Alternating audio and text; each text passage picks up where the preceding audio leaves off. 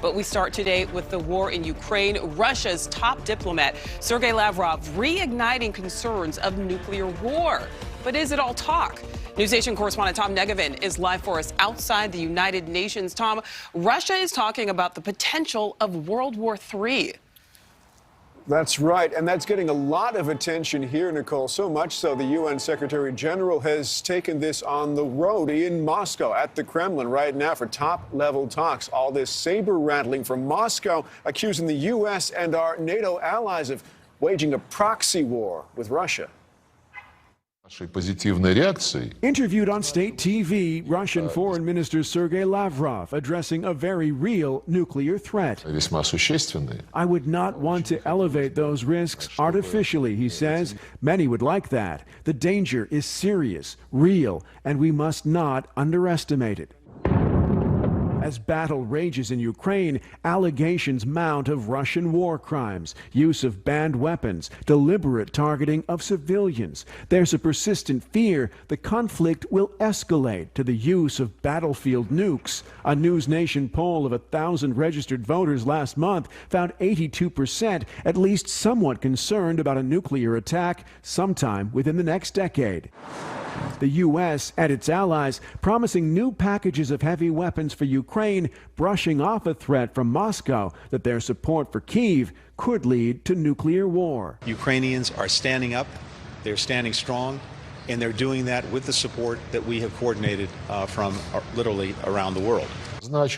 Russia's foreign minister addressed that too, saying Western military support is a choice that deliberately raises the stakes. Of course, these weapons will be a legitimate target for Russia's military, acting within the context of the special operation, he said. How could it be otherwise if NATO essentially engages in war with Russia through a proxy and is arming that proxy? War means war. And as provocative as that sounds, Nichole, Lavrov also appears to sort of walk it back. He references the United Nations, its 5 permanent members, including the United States and Moscow, and the commitment they've made to non-proliferation of nuclear weapons. And tonight, importantly, he says, Russia stands by that, Nichole. All right. Tom, thank you for that. Well, let's bring in Mark Kansian, a retired Marine colonel, senior advisor at the Center for Strategic and International Studies. Colonel, thank you so much for joining us tonight. So we know Russia has yet again threatened to use its nuclear power, of course, creating fears of this potential World War III.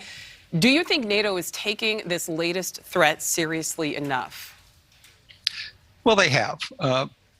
Russia has been rattling its nuclear saber from the very beginning of the conflict, threatening NATO and trying to keep NATO forces out of Ukraine.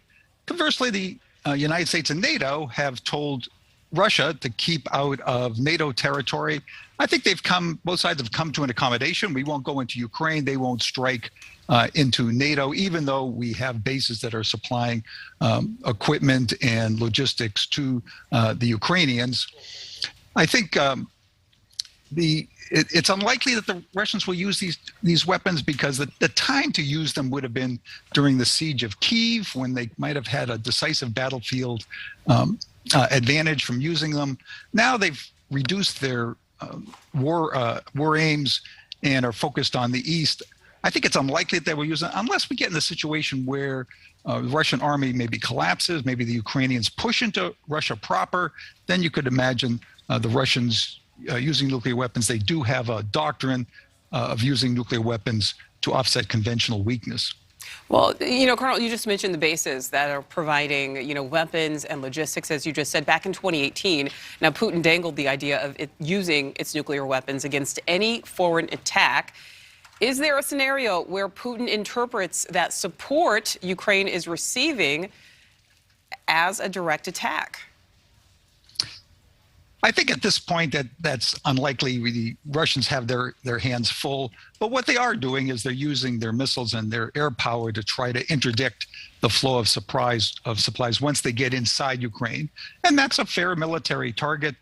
I think it's going to be hard to do that just because there's so many different methods of getting equipment there. The road network is pretty extensive, but I think you're going to see continuing attacks on rail junctions and cities and roads as they try to slow up this flow of equipment and supplies.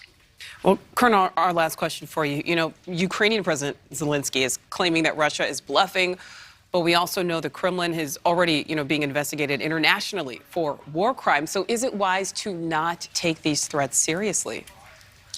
Well, the United States has taken them seriously. We've sent a lot of troops into Eastern Europe. We've sent air defense units into Eastern Europe to reinforce our NATO forces there. Many NATO countries have done that also. So if the Russians were to try something, I think that we're pretty well prepared. All right. Well, that's certainly something that we do like to hear. Colonel Mark Kansian, thank you so much. Thanks for having me on the show. Thank you for watching. Click the red subscribe button below so you can get more of NewsNation's fact-driven, unbiased coverage.